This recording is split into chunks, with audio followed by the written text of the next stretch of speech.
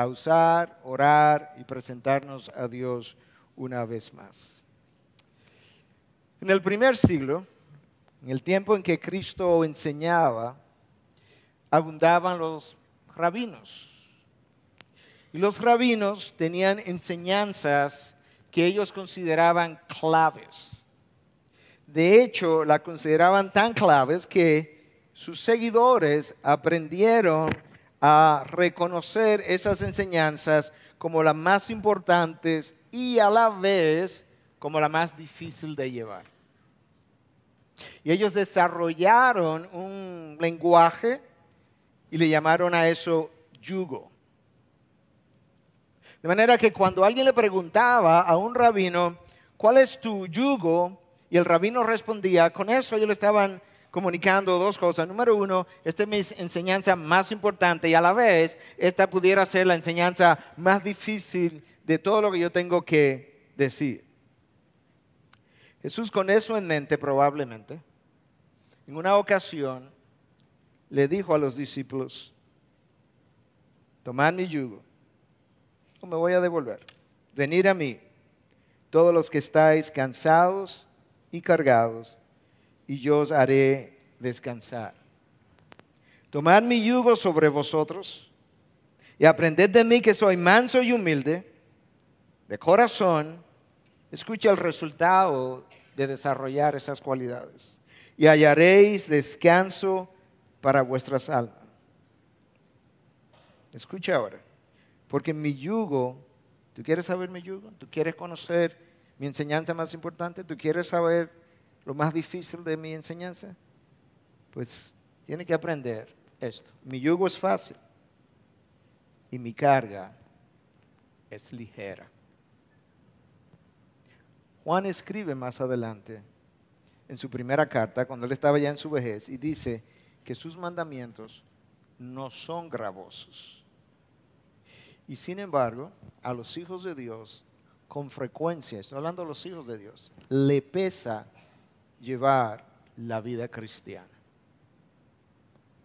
Contradiciendo las palabras de Jesús y contradiciendo las palabras de Juan, inspirada por el Espíritu Santo. Mi yugo es fácil, mi carga es ligera. Lo más pesado que tú puedas pensar acerca de mí es fácil, mi carga es ligera. Mis mandamientos no son gravosos. Y con esa introducción, entonces, yo quiero que exploremos hoy a través de un pasaje de las Escrituras qué es lo que hace los mandamientos de Dios gravosos para el cristiano cuando ellos no lo son. Padre, te alabamos y te bendecimos en esta noche y pedimos que tú seas con aquel que trata de exponer tu palabra en este momento, de tal forma que en la medida en que nosotros trillamos terreno santo, que es el terreno de tu palabra, nosotros podamos entender qué tú quisiste comunicar a tus hijos hace 2000 años y quieres continuar comunicando a nosotros 20 siglos después, de tal forma que nosotros podamos salir esta noche experimentando un yugo que es liviano, una carga que es ligera y pudiendo testificar los mandamientos del Señor verdaderamente no son gravos. Sé con nosotros, Dios, en Cristo Jesús. Amén. Amén. Yo quiero leerte entonces un texto donde el Señor Jesús nos ayuda a ver en su propia vida, en un momento particular, una lucha que su alma estaba teniendo hacia el final de sus días, que quizás pueda traer luz a nosotros acerca de cómo llevar la vida cristiana y qué es lo que hace difícil llevar la vida cristiana, como acabamos de mencionar. Y el texto se encuentra en el Evangelio de Marcos, capítulo 14, a partir del versículo 27 hasta el 42. Jesús acaba de concluir la última cena. Jesús acaba de anunciar lo que iba a acontecer en los próximos momentos y horas. Los discípulos están un tanto ansiosos. La última cena, hay un aire como de muerte alrededor de ellos, producto de lo que Jesús acaba de anunciar. Y cuando Él termina esa conversación y cuando Él termina de instituir el nuevo pacto en su sangre, el texto de Marcos nos dice que ellos salieron para Getsemaní cantando un himno. Y con eso entonces yo quiero leer el texto que les anuncié a partir del versículo 27. Y Jesús les dijo: todos vosotros os apartaréis, porque escrito está: heriré al pastor y las ovejas se dispersarán. Pero después que yo haya resucitado, iré delante de vosotros a Galilea. Entonces Pedro le dijo: aunque todos se aparten, yo, sin embargo, no lo haré.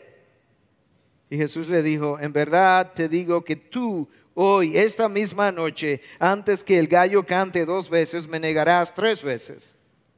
Pero Pedro con insistencia repetía: aunque tenga que morir contigo, no te negaré. Y todos decían también lo mismo. Y llegaron a un lugar que se llama Getsemaní, y dijo a sus discípulos: sentaos aquí hasta que yo haya orado. Y tomó consigo a Pedro, a Jacobo y a Juan, y comenzó a afligirse y a angustiarse mucho. Y les dijo: mi alma está muy afligida hasta el punto de la muerte, quedaos aquí y velad.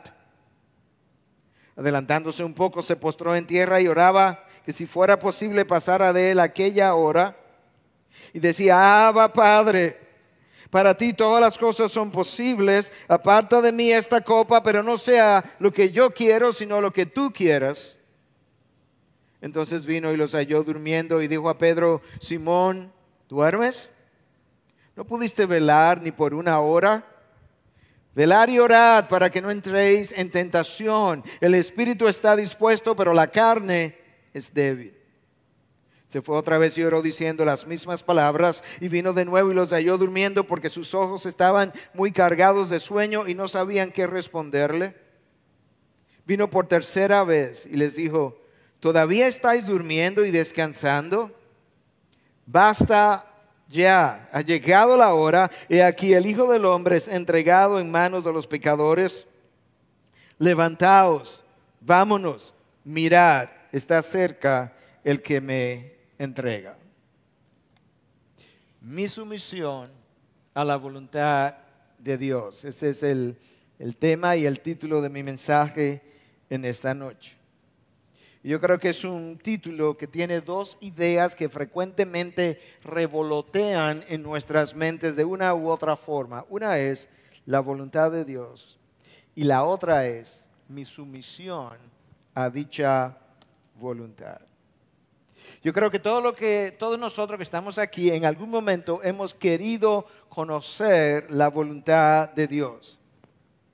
Y creo que de esa misma manera, en más de una ocasión, todos nosotros hemos batallado con someternos a la voluntad de Dios. A veces nosotros queremos conocer la voluntad de Dios para ver si coincide con la nuestra. En cuyo caso nos sentimos aprobados, nos sentimos afirmados, muchas veces incluso nos sentimos en paz. Pero ¿qué ocurre cuando esa voluntad de Dios que yo parece ser que estoy discerniendo ahora? ¿Qué ocurre cuando ella no coincide con aquello que yo quiero hacer o con aquello que yo venía todo el tiempo sintiendo que era el camino señalado por Dios? Yo creo que es en esos momentos que nosotros comenzamos a tribular, a luchar, nos resentimos a veces, nos rebelamos, nos airamos. Y otras veces nos deprimimos. Nos deprimimos porque nos sentimos frustrados, nos sentimos impotentes, nos sentimos frustrados por el Dios que controla nuestras vidas, porque muchas veces hemos descubierto que Él no nos ha dejado ninguna otra opción que no sea la que yo acabo de descubrir. Y yo creo que todas esas cosas, la lucha, la ira, la depresión, por no querer someternos a la voluntad de Dios, son indicadores de que ciertamente el ser humano tiene una voluntad que no necesariamente desea someterse a la voluntad de su Creador, aun cuando Él entiende que ella es buena, agradable y perfecta. A veces la lucha es simplemente por conocerla. Pero en el interior nuestro Dios conoce con frecuencia que nosotros quisiéramos conocerla, pero que no necesariamente al conocerla la vamos a obedecer. Y en cierta medida, ¿para qué te la revelo si no la vas a querer, si no la vas a obedecer? Otras veces la lucha es por no aceptarla, otras veces la lucha es por encontrar una alternativa a la voluntad de Dios. La realidad es que al final del camino, solo el sometimiento a la voluntad de Dios va a producir la paz, el sosiego, la serenidad que nosotros quisiéramos experimentar, que estamos buscando, y que la no aceptación de los propósitos de Dios hace que la tristeza, la ira, las desilusiones nos embarguen. Dios ha revelado en su palabra que su voluntad no solamente es buena, es que si yo la entiendo y la acepto como buena, cuando la llevo a cabo me la voy a encontrar agradable. Y que al final del camino, cuando termino de realizarlo, yo voy a mirar hacia atrás y voy a ver el plan perfecto de nuestro Dios. Pero explorando el texto, yo quisiera que prestáramos atención a algunas cosas que Cristo revela, que Marcos revela acerca de esta noche de Cristo con sus discípulos. Porque lo primero que nosotros notamos es que en ocasiones el hacer la voluntad de Dios nos lleva a experimentar el abandono de personas, y en ocasiones de las personas más íntimas con las que tú has caminado. Versículo 27. Jesús les dijo: todos vosotros os apartaréis, porque escrito está: heriré al pastor y las ovejas se dispersarán. Jesús acaba de anunciar su muerte. Su muerte es parte de la voluntad de Dios. Y al llevar a cabo la voluntad de Dios, Jesús, a Él también se le ha revelado que una vez Él inicie ese camino, todos ellos se apartarían. Todos vosotros, ninguno quedó excluido. Los 11 que quedaban con ellos, ya Judas se había apartado. Y a la vez, Cristo reveló algo que muchos de nosotros no quisiéramos oír, y es que escrito está cuál es la voluntad de mi Padre para conmigo en esta noche, para el resto de lo que es el plan de redención para vosotros, de tal manera que si escrito está, se hará de cumplir y no hay forma que tal plan pueda ser alterado. Zacarías 13:7 revela lo que Cristo acaba de anunciar: hiere al pastor y se dispersarán las ovejas. De tal forma que el abandono de los discípulos del Maestro no fue un hecho inesperado, no fue algo sorpresivo. Jesús debió haberlo conocido porque Él conocía el Antiguo Testamento, conocía las profecías que Él mismo vendría a cumplir. Y cuando Él hace el anuncio esta noche, Él estaba dando por sentado o estaba revelando algo que ya Él previamente conocía y que no sería cambiado, porque aquello que Dios anuncia, eso Dios cumple. Pedro no cree que Él es capaz de hacer eso, como mencionamos esta mañana. Versículo 29, aunque todos se aparten, yo, sin embargo, no lo haré. Aunque estos 10 otros se aparten, yo te garantizo, Señor, que yo no lo haré. Tú no me conoces, tú no sabes lo que yo soy capaz, tú no sabes hasta dónde yo llego por ti, tú no sabes cuánto te amo, tú no conoces mi carácter, la fortaleza de mi carácter. Ellos pudieran apartarse, pero tú verás cuánto yo podré hacer. Pero no está seguro de la fidelidad de sus compañeros, él está seguro de la suya. Pedro está a punto de conocer que muchas veces nuestros deseos son mayores que nuestros logros. Muchas veces nuestros deseos son mayores que nuestros logros. Jesús prosigue su conversación dejando claro que delante de Él vendrían algunos acontecimientos. Y Él dice, versículo 30, en verdad te digo que tú, hoy, esta misma noche, antes que el gallo cante 2 veces, me negarás 3 veces. Pero Pedro con insistencia repetía, aunque tenga que morir contigo, no te negaré. Y todos decían también lo mismo. Todos le hicieron el coro a Pedro, decimos nosotros.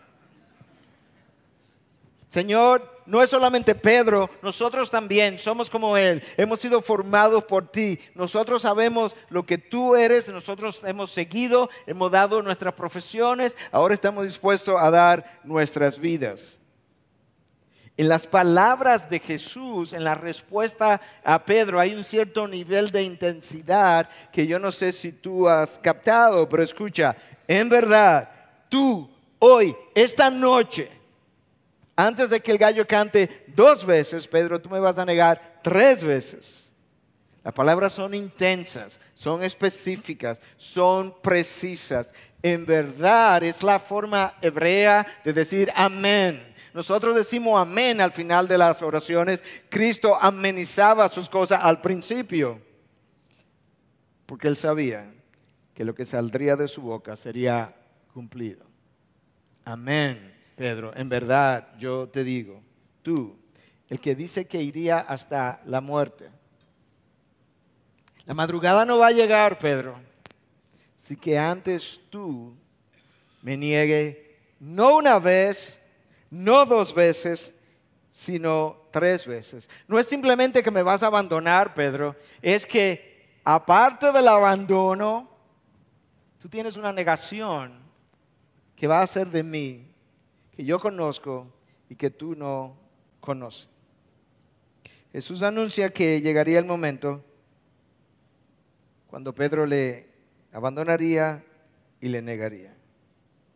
Pedro afirma de manera insistente. Yo quiero que tú te pongas en las sandalias de Pedro, porque en la manera en que Pedro reacciona, tú puedes ver cómo nosotros somos. Pedro con insistencia repetía, aunque tenga que morir contigo, no te negaré. Hay una certidumbre, hay una insistencia. Jesús insistió, Pedro insistió. Y eso es lo que está ocurriendo. Lamentablemente nosotros muchas veces tenemos que caer antes de darnos cuenta de lo que somos capaces de hacer, o que somos capaces de peores maldades que aquellos a quienes nosotros hemos estado acusando. Lamentablemente, muchas veces nosotros tenemos que caer para darnos cuenta que somos capaces de peores iniquidades que aquellos a quienes nosotros hemos estado condenando. El resto repitió lo mismo, le hizo un coro, y horas después Pedro comienza a descubrir su realidad. La realidad es que todos nosotros, hermanos, nos creemos mejores de lo que somos y somos peores de lo que creemos. Todos nosotros nos creemos mejores de lo que somos y somos peores de lo que nos creemos. Cuando nosotros juramos como Pedro juró, en el momento en que lo estamos haciendo, solamente estamos contando con el deseo de nuestro corazón, quizá de nuestra alma redimida, y a nosotros se nos olvida contabilizar la debilidad de la carne. Y yo creo que cuando Pedro pronunció estas palabras, en un sentido Pedro estaba siendo genuino en cuanto a la manera como él estaba sintiendo y deseando que no ocurriera. Su alma no deseaba en ese momento que ocurriera un abandono o una negación de parte de Jesús, pero Pedro no estaba contando con la debilidad de su carne, y eso es una de las cosas que Cristo va a tratar de enseñar esta noche. Que el alma frecuentemente está dispuesta, pero que la carne es débil. Y a nosotros se nos olvida tomar en cuenta lo que la carne es.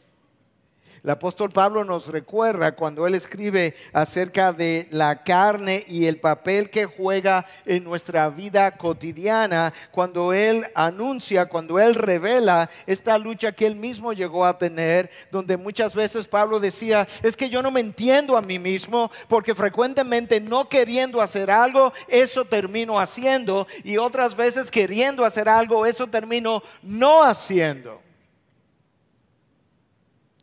Y Pablo decía al mismo tiempo, yo veo esta lucha en mí porque en mi interior yo me deleito en la ley de Dios. Yo reconozco lo que la ley es dulce para mi alma, yo la aplaudo, yo la quiero bendecir, yo la quiero obedecer. Pero al mismo tiempo yo encuentro esta otra lucha, yo encuentro esta otra ley, la ley del pecado en los miembros de mi cuerpo que batalla continuamente con mi deseo interior.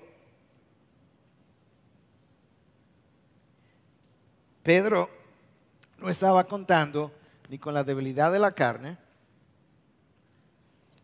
ni estaba contando con las huestes espirituales de maldad en las regiones celestiales.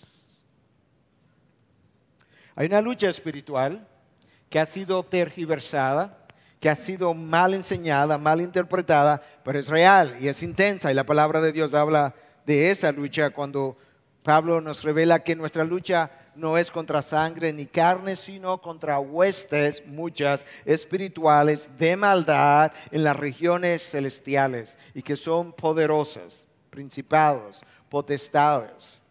Tanto así que cuando Cristo va a la cruz y muere allí sin pecado, sin que nadie lo haya podido lo haya podido tentar y hacer caer, cuando Él termina esa odisea, el texto nos dice, el texto de Colosenses, no nos dice que allí Él venció a Pilato, que allí Él venció a Herodes, que allí Él venció al Imperio Romano, sino que allí Él desarmó los poderes de las tinieblas. ¿Dónde estaban? ¿Dónde estaban ellas alrededor en el momento en que Cristo estaba librando esa lucha y en el momento en que la estaba desarmando? Es una lucha que no es perceptible a nuestros ojos, pero es real, es intensa y usa la debilidad de la carne en nosotros para hacernos tropezar.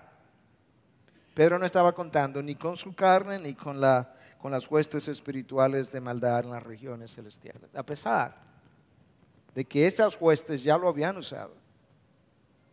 Justamente cuando Cristo estaba tratando de anunciar que Él tenía que ir a Jerusalén y morir en manos de pecadores, y Cristo le dice, apártate de mí, Satanás. Cristo está hablándole a Pedro, pero en realidad, o mejor dicho, está mirando a Pedro, pero le está hablando a las huestes espirituales de maldad. Apártate de mí, Satanás, porque tú no tienes en cuenta las cosas de Dios, sino las cosas de los hombres. Por eso tú no quieres que yo llegue a la cruz. Jesús le hace una promesa. Es increíble. El maestro anuncia la negación de Pedro y el abandono de todos ellos, y al mismo tiempo le hace una promesa. Si eso no es gracia, no sé lo que es.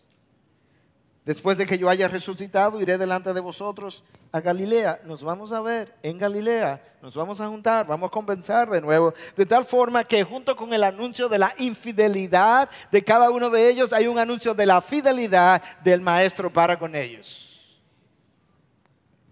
Mi carga es ligera, mi yugo es liviano. Venid a mí, todos los que estáis cargados y cansados. Pedro, el resto, nos vemos en Galilea. El llevar a cabo la voluntad de Dios no solamente con frecuencia nos lleva a ser abandonados por aquellos incluso que han estado más de cerca con nosotros, sino que también nos lleva a tiempos de angustias. Versículo 32 en adelante. Y llegaron a un lugar que se llama Getsemaní, y dijo a sus discípulos, sentaos aquí hasta que yo haya orado. Y tomó consigo a Pedro, a Jacobo y a Juan, y comenzó a afligirse y a angustiarse mucho. Y les dijo, mi alma está muy afligida hasta el punto de la muerte, quedaos aquí y velad. Getsemaní era un huerto conocido, era un huerto donde estaban las laderas del Monte de los Olivos, donde se cultivaban aceitunas, olivos, y donde se prensaban dichas aceitunas para obtener aceite. De manera que este es el lugar adecuado para Jesús tener esta experiencia, porque en el lugar donde se prensaban los aceites o se prensaban las aceitunas o los olivos, es el lugar donde el alma de Jesús va a ser prensada o comenzaba a ser prensada. Es Getsemaní. Jesús llega allí con 11 discípulos. Y Él avanza hasta un lugar cercano al huerto, pero no llega a Getsemaní con los 11, sino que en un momento dado no especificado el lugar, deja a 8 de ellos y se acerca un poco más adelante con Pedro, con Juan, con Jacobo, con su círculo íntimo de 3, aquellos que habían estado con él en el monte de la transfiguración. Y él avanza hasta un punto, pero llega un momento donde él decide dejarlos a ellos 3 en ese lugar y avanzar solo hasta Getsemaní, donde él va a tener un encuentro con su Padre.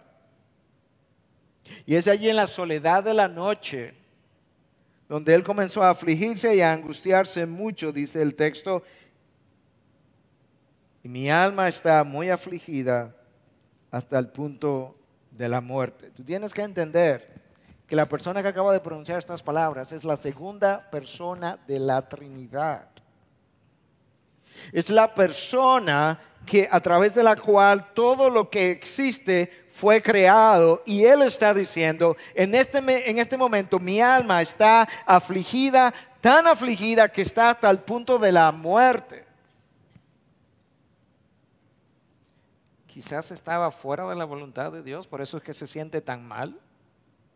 No, él está en medio de la voluntad de Dios. Es precisamente la realización de la voluntad de Dios lo que lo ha llevado a la angustia hasta el punto de la muerte.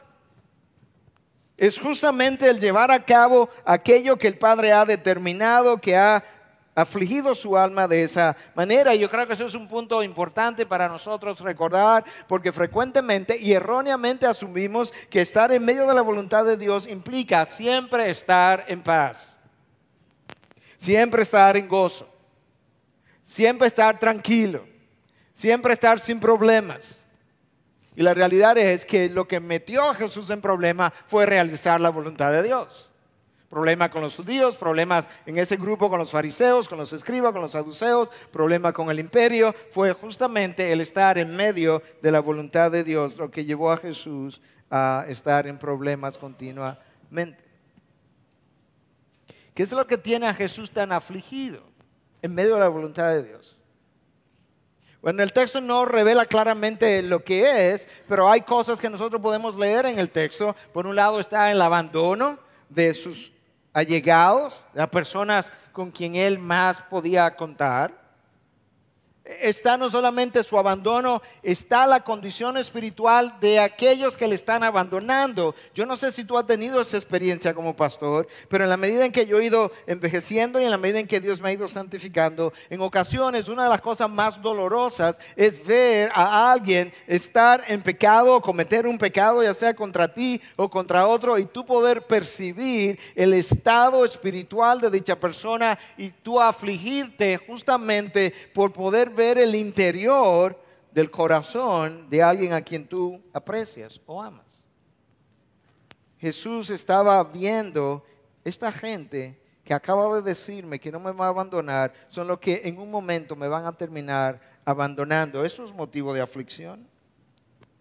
Quizás las consecuencias que él sabe que vendrían sobre ellos y sobre la nación de Israel. Apenas unos días antes Jesús venía acercándose a Jerusalén y cuando la observa, él lloró por Jerusalén, justamente por lo que vendría como consecuencia sobre ellos por no haberles recibido. A los suyos vino y los suyos no los recibieron. Jesús contempla en su espíritu las consecuencias que vienen de camino y él llora camino a Jerusalén por la condición espiritual de ellos. Quizá estaba afligido por el dolor físico que se aproximaba. Quizá estaba afligido porque de alguna manera me imagino que el Padre también le reveló: hijo, cuando estés en la cruz tú vas a experimentar no solamente el abandono de tu más cercano, tú vas a experimentar mi propio abandono. Porque tú vas a estar ahí en representación del hombre. Y en cierta medida tú vas a experimentar como un infierno en la tierra, que es lo que el hombre debiera o merece por su pecado, y tú le estás representando de tal forma que en la cruz tú seguirás siendo abandonado algo más de lo que está en este momento. Si hay un momento en la vida de Jesús donde tú puedes ver claramente su humanidad, este es el momento, porque tú tienes a la segunda persona de la Trinidad encarnada, angustiada, triste, agitada y hasta el punto de experimentar un fenómeno que en medicina se conoce como hematidrosis, donde tu sudor se convierte en un sudor sanguinolento, porque tus glándulas sudoríparas, bajo extremas circunstancias de dolor físico y emocional, o estrés físico y emocional, hacen hemorragias, y esas hemorragias entonces se mezclan con el sudor y el sudor sale ensangrentado. Es algo que ha sido observado en humanos, es algo que ha sido observado en animales, y Jesús está en Getsemaní en uno de los momentos más difíciles de su vida, dando evidencia física de cuán grande es el estrés bajo el cual él se encuentra, y su sudor se convirtió en sangre. Yo quiero que preste también atención que el estar en la voluntad de Dios muchas veces no solo implica soledad y angustia, sino que va a requerir de mucha oración y frecuentemente de intensa oración. En un momento Jesús deja a los tres, Él se va solo y Él se va a orar. Escucha lo que dice el texto, versículo 34. Quedaos aquí y velad. Siguiente, adelantándose un poco, se postró en tierra y oraba que si fuera posible pasara de él aquella hora, y decía: Abba, Padre, para ti todas las cosas son posibles, aparta de mí esta copa, pero no sea lo que yo quiero, sino lo que tú quieres. La posición de postración de Jesús es un indicio externo de que él estaba buscando en este momento una comunión íntima con su Padre. Él revela su humanidad, la revela en un momento en que él decide orar, y en ese momento a la vez él comienza a revelarnos cosas a nosotros en medio de una conversación intertrinitaria. Dios Hijo está hablando con Dios Padre. Eso es una conversación preciosa. Dios hablando con Dios, ¿te imaginas? ¿Y tú escuchando? Y como no estuvimos escuchando, nos la registraron para que la pudiéramos leer. Jesús está hablando con su Padre, y como todas las cosas son posibles, y Jesús en este momento está actuando en representación del hombre, como hombre, más que como Dios. Él le dice: Padre, para ti todas las cosas son posibles. No hay una alternativa. No hay otra forma. Tú eres el Dios de lo imposible. Tú conoces todas las cosas, las reales y las potenciales. Tú que conoces todas las cosas de toda la eternidad, tú las controlas, tú las programas, tú las llevas a cabo. Tú estás seguro que no hay otra forma posible de llevar a cabo tu plan. Si la hay, esa otra es la que yo quiero. Pero Padre, no sea lo que yo quiero, sino lo que tú quieras. Tú acabas de escuchar de parte de los labios de Dios encarnado la clave de la vida cristiana. Tú acabas de escuchar la clave de la satisfacción, del gozo, de la estabilidad espiritual y emocional. Tú acabas de escuchar la clave de la carga que es ligera, del yugo que es liviano. Tú acabas de escuchar cómo es que nosotros encontramos paz para nuestras almas. Es cuando nosotros finalmente llegamos a admitir, a afirmar, a aceptar que no se trata de mí, que ahora los que viven ya no viven para sí, sino para aquel que murió por ellos. No sea lo que yo quiero, sino lo que tú quieres. Lo que hace gravoso los mandamientos del Señor es frecuentemente que yo deseo lo que yo quiero y no lo que Él quiere. Y en vez de aceptar aquello que Dios ha ido orquestando para mí, yo comienzo a luchar con Dios. Y yo no sé si tú has hecho la investigación, pero hasta donde mi investigación ha llegado, nadie le ha ganado a Dios.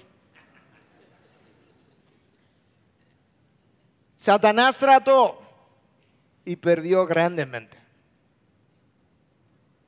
De manera que porque Jonás trató y aprendió la lección. 3 días en el estómago de un gran pez, como en una batidora. Jonás, ¿tú quieres ir por aire o por ballena? Jonás compró su ticket equivocado. Jesús está allí en Getsemaní. No está con los 8, no está con los 3, está solo. Frecuentemente, eso es como es. Tú no aprendes a someter completamente tu voluntad hasta que tú luches, hasta que tú libras una lucha final en soledad con Dios y donde finalmente tú resuelves entre tú y Él. Jonás hizo eso en el pez en el estómago del gran pez. Jesús entonces, en Getsemaní, cuando Él dice que se haga tu voluntad y no la mía, Jesús entrega la última fibra de la voluntad humana a Dios. Y esa es mi definición de Getsemaní. Mi definición de Getsemaní es para nosotros, de manera aplicativa, es el lugar donde tú entregas la última fibra de tu voluntad. Porque hasta que quede una fibra en nosotros deseando nuestra voluntad, habrá una lucha entre yo y Dios. Muchos de nosotros hemos estado alrededor de Getsemaní. Los 8 estuvieron cerca de Getsemaní, pero no en el corazón de Getsemaní. Los 3 estuvieron cerca de Getsemaní, si pudiéramos decir. Si vamos a llamar a Getsemaní aquel lugar donde Cristo finalmente se entrega a la voluntad de Dios, los 3 también estuvieron cerca de ese lugar, pero no estuvieron en el lugar. Solamente Cristo estuvo allí, y frecuentemente nosotros creemos haber estado en Getsemaní cuando solamente le hemos visto de lejos. Hemos entregado una parte de las fibras de nuestra voluntad, pero quedan algunas fibras con nosotros y las preservamos porque nosotros no queremos finalmente abandonarnos a la voluntad de Dios, porque entendemos que si nos quedamos con algunas fibras tenemos energía para luchar, y eso hace su carga pesada, su yugo difícil de llevar a cabo, sus mandamientos gravosos. La mayoría de los creyentes visitamos la cercanía de Getsemaní, y eso continúa o perpetúa la lucha nuestra con Dios. Pero donde Dios te quiere llevar, donde Dios me quiere llevar, esa es la entrega completa de mi mente, de mi corazón, de mi voluntad. Donde ya donde yo ni siquiera desee jamás continuar haciendo mi voluntad. Donde yo pueda finalmente aceptar para mí que su voluntad no solamente es buena, pero es agradable. ¿Tú sabes lo que es extraordinariamente llamativo en la vida de Jesús? Que después de Getsemaní no hay más luchas. Después de Getsemaní no hay más angustias. Hay un grito de soledad en un momento dado. Es como una pregunta: Dios mío, ¿por qué me has abandonado? Pero la lucha entre si lo hago o no lo hago termina. De hecho, cuando Pedro quiso resistir el apresamiento, Jesús hizo que Pedro entrara su espada de nuevo en su lugar, sanó la oreja del soldado romano, precisamente porque ya le había entregado su voluntad a la voluntad de Dios. Y nosotros tenemos que reconocer que lo que hace difícil la experiencia de Getsemaní es nuestro orgullo, nuestra autosuficiencia, nuestra justicia, nuestros temores, nuestras inseguridades. Y aunque este es un mensaje que es aplicativo para todo el mundo, tenemos que recordar que este texto está lidiando con líderes. Tiene que ver con los 11 discípulos y tiene que ver con Jesús, el líder de los líderes. De manera que de forma especial yo quisiera hablarme a mí esta noche, créeme que lo necesito, y yo quiero hablarte a ti también esta noche como pastor y como líder, porque frecuentemente aún en nuestras iglesias nosotros luchamos por llevar a cabo nuestras voluntades, cuando en realidad lo que Dios quiere es que yo finalmente me rinda y yo pueda aceptar y vivir el plan que Él ha planificado, que Él ha orquestado para mí desde siempre, para que yo pueda disfrutarlo y traerle la mayor gloria posible a su nombre. Mientras Jesús oraba, ¿qué pasaba con los discípulos? Versículo 37. Jesús vino y los halló durmiendo y dijo a Pedro: Simón, ¿duermes? ¿No pudiste velar ni por una hora? Simón, ¿recuerdas? Estaba tan decidido que tú ibas a estar conmigo, no me ibas a abandonar. Te di una hora para que orara y en esa hora ya te dormiste. ¿No pudiste hacerlo, Simón, por una hora? Jesús dejó a sus tres y le dice: velad y orad. Y él regresa y lo encuentra dormidos otra vez. Jesús estaba ayudándole a entender cómo se libran las batallas. Escucha, versículo 38, velar y orar para que no entréis en tentación. El espíritu está dispuesto, pero la carne es débil. Pedro, ¿escuchaste esto? Tú necesitas entender y luego hacer algo. Tú necesitas entender que tu espíritu puede tener la mejor disposición del mundo, pero tú tienes que contar todo el tiempo con la carne en la cual tú todavía estás envuelto, porque esa carne es fuerte contra ti. Tu espíritu es débil en el sentido de llevar a cabo mi voluntad, pero es fuerte contra tus deseos. Por tanto, tú necesitas velar y orar para que no entres en tentación. Conclusión: si no velas y oras, ambas cosas, velas y oras y velas, vas a entrar en tentación. El velar tiene que ver con estar alerta. Tú tienes un enemigo que anda como león rugiente buscando a quien devorar. Por tanto, estar alerta, dice Pedro. En este caso Jesús lo dijo con otras palabras: velar, y junto con el velar tú tienes que orar. Tienes que velar porque Satanás tratará de distraerte. Y si Satanás logra distraer tu atención y ponerla en cualquier otra cosa que no sea Dios, tú eres una presa fácil, tú eres comida fácil para él. Y tú necesitas no solamente velar, tú necesitas orar. ¿Y por qué oramos? Porque en la oración tú en primer lugar confiesas tu dependencia y tu inhabilidad y tu incapacidad delante de Dios. En oración Dios nos revela cosas a nuestra mente, trae pensamientos e ideas que nosotros debiéramos estar observando o prestando atención. En oración Dios renueva nuestras fuerzas.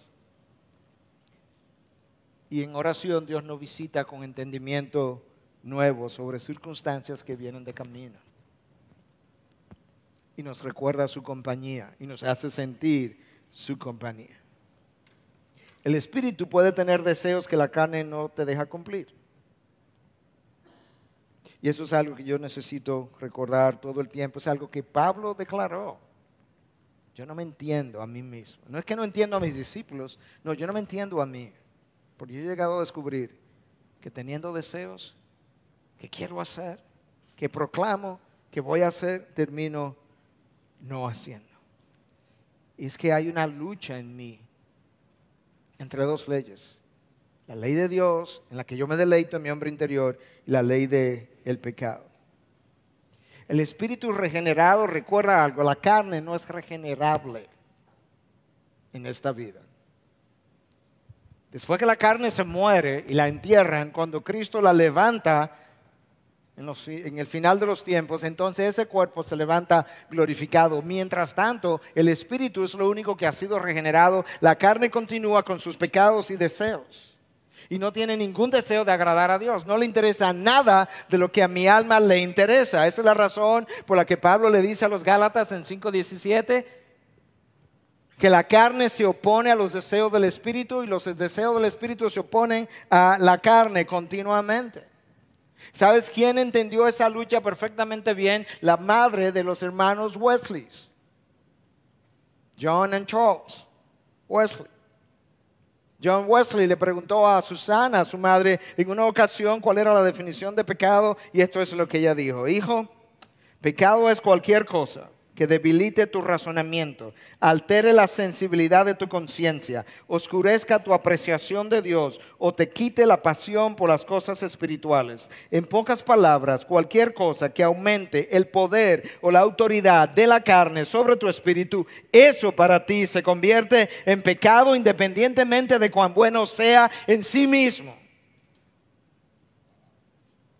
Cualquier cosa, no importa lo que es, que disminuya tu apreciación de Dios, que altere la sensibilidad de tu conciencia, que debilite tu razonamiento. En otras palabras, cualquier cosa que aumente el poder o la autoridad de la carne sobre los deseos de tu espíritu, para ti eso es pecado en ese momento, independientemente de cuán bueno sea. Esa mujer entendió la lucha entre la carne y el espíritu. Y los discípulos estaban aprendiendo esta lección. Jesús se fue otra vez, versículo 39, diciendo las mismas palabras 3 veces. ¿Te acuerdas cómo Pablo le pidió al Señor 3 veces que le quitara el aguijón a la carne? Jesús le pidió al Padre 3 veces que si había una alternativa. Y 3 veces el Padre le dijo no. Jesús volvió, vino de nuevo, versículo 40, los halló durmiendo porque sus ojos estaban muy cargados de sueño y no sabían qué responderle. El sueño los venció, el cansancio, el sueño son típicos de la carne, son cosas naturales, pero ¿sabes qué? En momentos de atención, de estar alerta y de velar, el sueño y el cansancio resultan una debilidad que lucha en contra de los deseos de mi espíritu. Quiero leer la palabra de Dios esta noche y al minuto de estarla leyendo, comienzo a orar: Señor, yo te necesito como nunca en esta...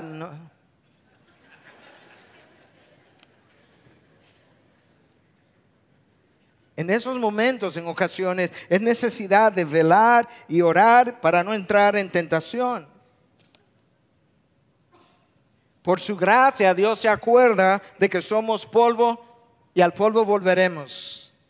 Y entiende esas debilidades. Pero en esta ocasión los discípulos estaban mostrando la debilidad de la carne, el sueño, el cansancio, y sin embargo Cristo como quiera los reprendió. Pedro, ni una hora. Tienes que hablar. ¿Te acuerdas que lo que dijiste que no me iba a negar?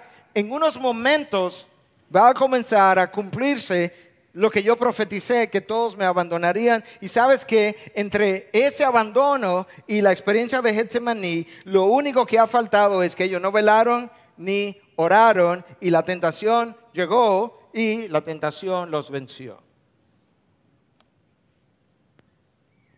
Padre, aparta de mí esta copa, pero no sea lo que yo quiero, sino lo que tú quieras. 3 veces. ¿Todavía estáis durmiendo? Versículo 41, y descansando.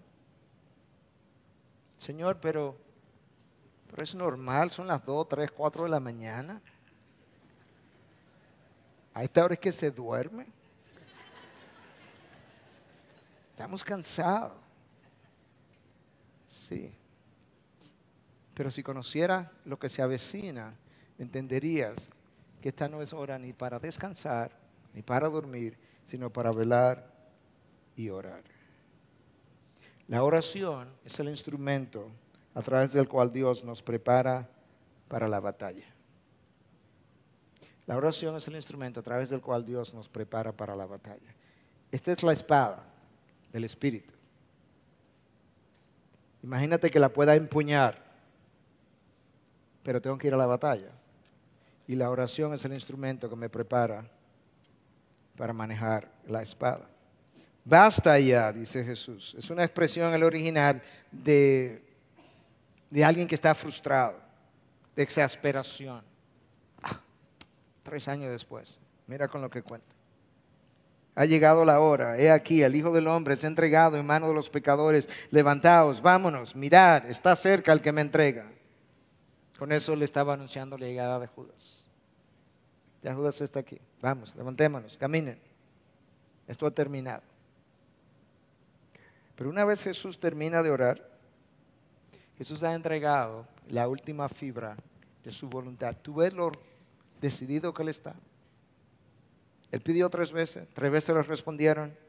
Jesús ha entregado su voluntad. Vámonos, caminémonos, llegó la hora, terminemos esto, vayamos donde tenemos que llegar. Y la lucha dura justamente hasta que nosotros entregamos nuestra rebelión a Dios.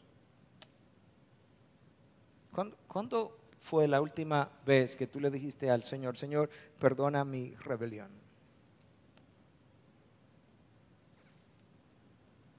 Yo te puedo, o no te puedo decir las veces que yo he dicho esa cosa, que yo he pedido perdón por mi rebelión.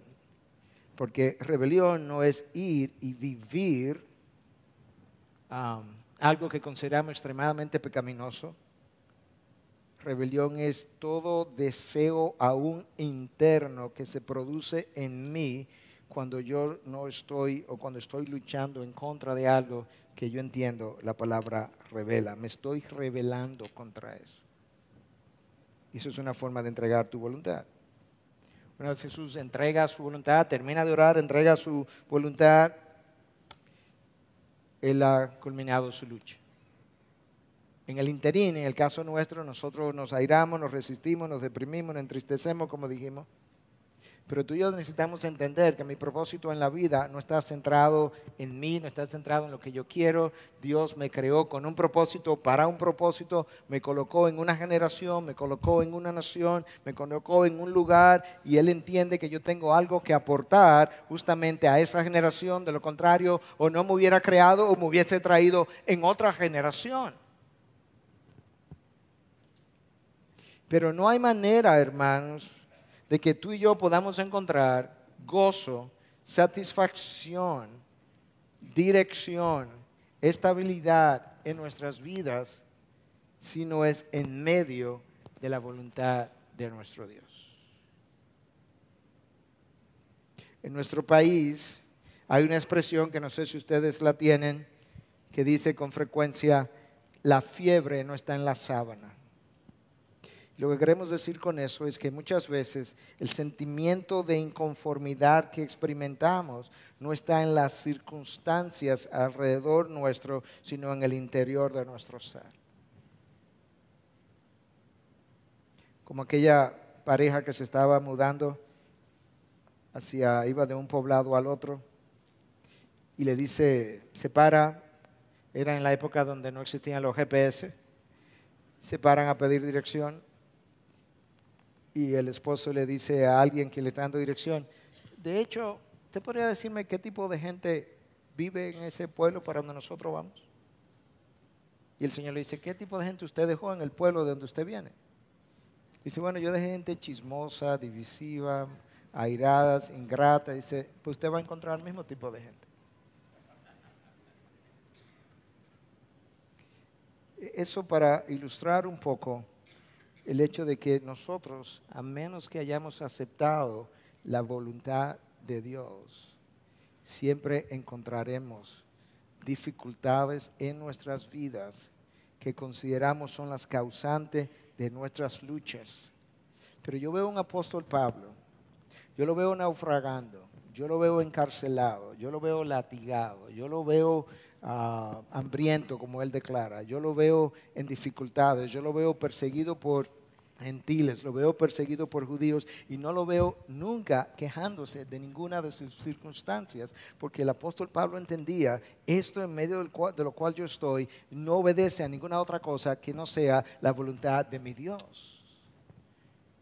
Pablo nunca dijo, yo Pablo prisionero del imperio romano. No, yo Pablo prisionero de Cristo. Yo estoy detrás de los barrotes porque Cristo entiende que detrás de los barrotes es mi lugar en este tiempo, en este momento para el avance del evangelio. Y Pablo está ahí regocijándose porque de acuerdo o conforme a sus prisiones, toda la guardia pretoriana ahora estaba enterado del evangelio de Jesucristo. Ese es un hombre que entiende la soberanía reinante, gobernante de su Dios,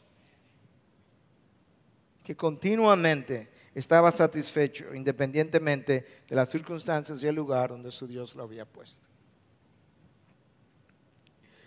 Tiempo se ha ido y yo quisiera traer esto a un cierre. Voy a hacer una o dos preguntas como cierre. Cuando entraste aquí, ¿a qué viniste? No tiene que responder, pero puedes responderte a ti mismo. Y número dos, ahora que la palabra de Dios fue expuesta, ¿qué te dijo Dios a través de su palabra? Porque las respuestas a esas dos preguntas frecuentemente tienen que ver con lo que yo acabé de oír y de entender. Muchas veces Dios ha hablado claramente, pero yo no pude discernir su voz porque yo no vine a eso que Dios tenía para mí, yo vine a otra cosa. Pero si tú viniste a encontrarte con Dios y para que Dios te hablara por medio de su palabra, con toda probabilidad, el Espíritu de Dios que mora en ti te dejó ver con claridad o escuchar con claridad lo que Dios tenía que decir. Y yo no sé dónde está cada cual. Yo no sé cuáles son tus luchas. Para algunos las luchas quizás sean en un área, quizás tengan que ver con el dinero o con lujuria, o quizás tengan que ver con algo o alguna circunstancia en tu casa, tu esposo, tu esposa, tus hijos, o quizás tenga que ver con algo en tu ministerio, pastor. Quizás está pensando dejar tu ministerio, dejar tu iglesia, dejar las ovejas de Cristo. O quizás está pensando, o quizás tu lucha tiene que ver con, quizás es interrelacional con algún hermano y reconciliación. Pero yo quisiera pedirte en nombre de Cristo que no te vayas de este lugar sin entregar tu voluntad a Dios. ¿Sabes por qué, hermano? Porque si te vas en esas condiciones, tú no vas a tener nunca lo que tú andas buscando. Tú quieres paz. Yo estoy seguro que tú quieres paz en tu vida. No la puedes tener fuera de la voluntad de Dios. Tú quieres tranquilidad, tú quieres estabilidad, tú quieres dirección, tú quieres significado, tú quieres propósito. Todas esas cosas son válidas, pero no las puedes tener fuera de la voluntad de Dios y en lucha o echando un pulso, como decimos, con tu Dios. No puedes, no vas a ganar. No lo hagas por el amor de Dios. No hagas difícil su yugo, su carga. No la convierta en pesada. Quizás si Dios te ha hablado, si Dios te ha dado arrepentimiento, quizás tú quieras en esta noche decir: Señor, yo hoy decido entregar mi voluntad y esto que he resistido, yo hoy te lo entrego.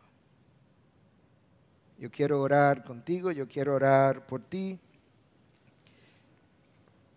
Cierra tus ojos.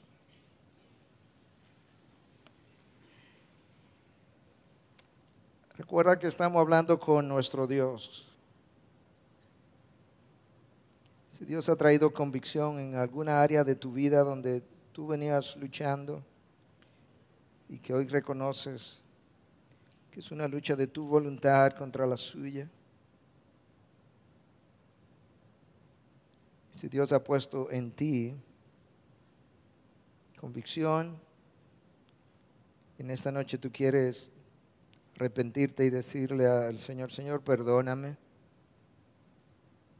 Perdóname por resistirte, perdona mi rebelión, perdona mi lucha, perdona por cuestionarte, perdona porque quizás consideré que mis planes eran mejores que los tuyos, perdóname porque quizás pensé que yo podía programar mi vida mejor que lo que tú lo podrías hacer. No sé cuál sería el lenguaje, no quiero poner palabras en tu mente, pero si el Espíritu de Dios las pone, y tú quisieras mostrar en un acto de voluntad tu entrega de esa voluntad a Dios, te voy a pedir que Quizá te ponga de pies y pase aquí adelante y podamos orar juntos. Tú vas a orar entre tú y Dios. Él es el que conoce tu interior. No pienses en nadie más. Si esa otra persona no está aquí, el mensaje no era para él o para ella. Entre tú y Dios. No tengas vergüenza, eso es parte de nuestra lucha. Pero quizás Dios te tiene aquí hoy porque quiere sanar tu corazón, sanar tu memoria, sanar tu vida. Quizás hoy es un día de liberación para ti, de algo que te venía cargando tan grandemente. Si nos llenamos aquí, quiere pasar a los pasillos. Pero este es un día donde estamos clamando a Dios por cada uno de ustedes, por cada una de sus luchas, por cada una de las cosas que hasta aquí lo ha cargado, lo ha apresado, lo ha tenido como prisionero. No más. Habla con Dios. Yo voy a orar en un momento, pero comienza tú a orar y a hablarle a Dios. Señor, háblale a tus hijos. Padre de misericordias, haz llover tu gracia en esta noche sobre cada uno de tus hijos. Oh Dios, derrámate en grande en este lugar. Por amor a ti mismo, por amor a tu nombre, por amor a tu rebaño, Dios. Padre, perdona a cada uno de estos hijos tuyos. En esta noche viene y te dice: Padre, perdóname. Perdona mi rebelión. Perdona mi orgullo. Perdona mi lucha contigo, Dios.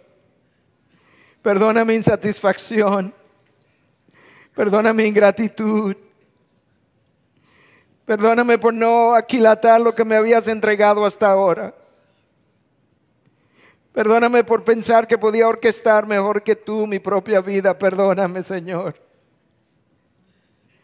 Padre, gracias por tu Hijo que fue a la cruz justamente por este pecado mío. Oh, confiésale ahí a Dios. No importa dónde haya estado, no importa cuán grande haya sido tu transgresión, no es más grande que su gracia, jamás. Su gracia es infinita, es inagotable. Es la misma ayer, que es hoy, será por siempre. Padre, en el nombre de tu Hijo Jesús, te clamamos por perdón, te clamamos por liberación en esta noche. Te clamamos por limpieza del alma y de mente y de memorias. Te clamamos, Dios, que rompa los yugos, que rompa las amarras que en esta noche tenían a tus hijos en las condiciones en las que estaban cuando entraron. Glorifícate a ti mismo, Dios. Oh Padre, glorifica tu palabra. Glorifica a tu Hijo, Señor. Espíritu de Dios que mora en tus hijos. Oh Dios, en este momento te pedimos que por medio de tu Espíritu tú ilumine las mentes de aquellos que conversan contigo. Que le traiga a la memoria aquellas cosas que ellos necesitan hablarte.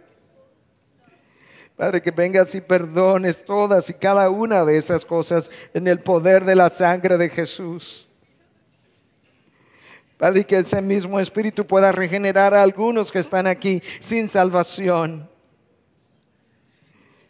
Dios, gracias te damos por ministrarnos a cada uno de nosotros. Gracias por descender en este lugar en esta noche. Habla ahí con Dios unos momentos más. No te quedes con cosas sin entregarle. Menciona las cosas que has retenido. Quizás irreconciliaciones, quizás resentimientos, quizás cuentas que has llevado. Quizás no has querido perdonar cosas que te han hecho, que quizás son reales, pero Cristo te ha perdonado a ti, hermano. Perdona a tu hermano. Oh Dios, te alabamos, te bendecimos, te glorificamos, Dios, y te damos gracias por tu perdón. Padre, en esta noche de Getsemaní, para muchos de los que están aquí, nosotros entregamos la última fibra de nuestra voluntad. Y te decimos que destruya nuestra voluntad rebelde. Y nos ayude a tomar tu carga y tu yugo, que son ligeros, que son livianos. Y encontraremos descanso para nuestras almas. Que nos haga mansos y humildes de corazón, como tú lo eres, Jesús. Y que esta iglesia y sus iglesias de alrededor y la ciudad incluso sea afectada por estas vidas afectadas en esta noche, Señor. Que esta noche sea un antes y un después para aquellos que están siendo sanados por ti, Dios. Padre, mira a los pastores y líderes que están aquí. Visítales de forma especial. Háblales, libértales, límpialos. Perdónalos, fortalécelos, levántalos. Dale nuevas energías para continuar en la posición donde tú le pusiste. Padre, si hay alguno que estaba resintiendo la posición que ocupaba, oh Dios, ahí donde tú estás, dile: Señor, perdóname. Yo decido esta noche volverte a servir con amor por ti. Dame de tu amor para dar a otros. Gracias, Dios. Gracias, Jesús. Padre, todos queremos, pero recuérdate que aunque mi espíritu está dispuesto, mi carne es débil. Recuérdate que somos polvo, Dios, y ten misericordia.